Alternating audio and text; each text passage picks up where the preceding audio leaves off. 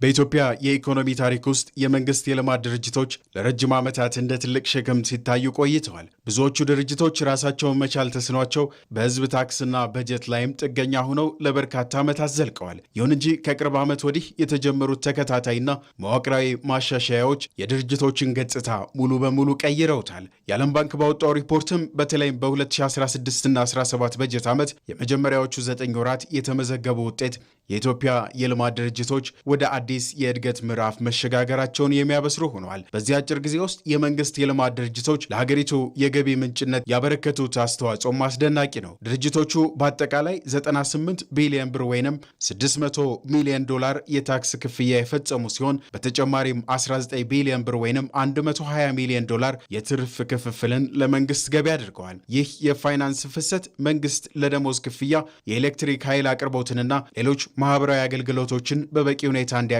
ትልቅ አቅም ፈጥሮለታል። ከሁሉም በላይ ደግሞ በዓመታዊ በጀቱ ላይ ይደርስ የነበረውን ከፍተኛ የፋይናንስ ጫና በማቅለል ረገድም ወሳኝ ሚናን ተጫውተዋል። ይህንን ስኬት የዓለም ባንክ የኢትዮጵያ፣ የኤርትራ፣ የደቡብ ሱዳንና የሱዳን ዳይሬክተር ማሪያ ሳሊም የኢትዮጵያ መንግስት የልማት ድርጅቶችን በማዘመን ያስመዘገበው ውጤት በማድረግ ያነሱታል። ጠንካራ የመንግስት አመራር ከታለመለት ድጋፍ ጋር ተጣምሮ ሲገኝ የሚገኘው እድገት ትልቅ ሊሆን እንደሚችል ትልቁ ማሳያ ሲሉም ያነሱታል። ዳይሬክተሩ አክለውም የመንግስት አስተዳደርን በማጠናከርና የህዝብ ሀብትን ከልማት ግቦች ጋር በማጣጣም ኢትዮጵያ በስራ ዕድል ፈጠራና የግሉን ዘርፍ እድገት ለማፋጠን አዳዲስ መንገዶችን የከፈተችበት ተምሳሌታዊ ተግባር ሲሉም ምስክርነታቸውን ሰጥተዋል። ይህ የዓለም አቀፍ ተቋማት መሪዎች የመሰከሩለት ስኬት ከመገኘቱ በፊት የነበረው ሁኔታ እጅግ አሳሳቢ ነበር። እንደ አውሮፓውያን አቆጣጠር በ2021 የዓለም ባንክ ባካሄደው ጥናት መሰረት ከ2004 ዓ.ም እስከ 2011 ባሉት ዓመታት የፌዴራል የልማት ድርጅቶች ገቢ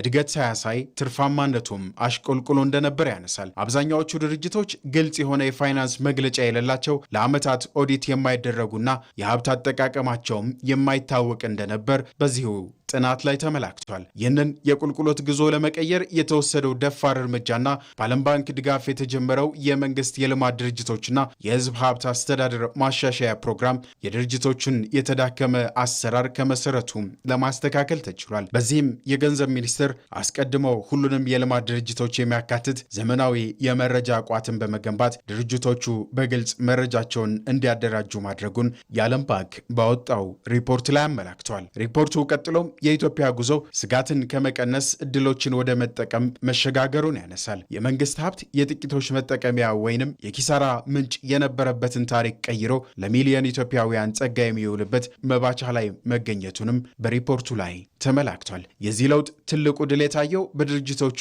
ዕለታዊ አፈጻጸም ላይ ሲሆን ለአብነት ያክልም ለዓመታት በኪሳራና በኦዲት ክምችት ይታወቅ የነበረው የኢትዮጵያ ፖስታ በአጭር ጊዜ ውስጥ ወደ ትርፋማነት መሸጋገሩ የእነዚህ ድርጅቶች ዕጣ ፈንታ መቀየሩን ያመላክታል። የኢትዮጵያ የንግድ ስራዎች ኮርፖሬሽን የራሱን አወቃቀር በመቀየር የግሉ ዘርፍ በግብርናው ንግድ ውስጥ እንዳይሳተፍ እንቅፋት የነበሩ አሰራሮችን በማስወገድ ላይ በማተኮር ለውጥ ስለማምጣቱም የዚሁ የዓለም ባንክ ሪፖርት የመሰከረው ነው። አሁን ላይ አብዛኞቹ ድርጅቶች የፋይናንስ አፈጻጸማቸውን በወቅቱ ያወጣሉ።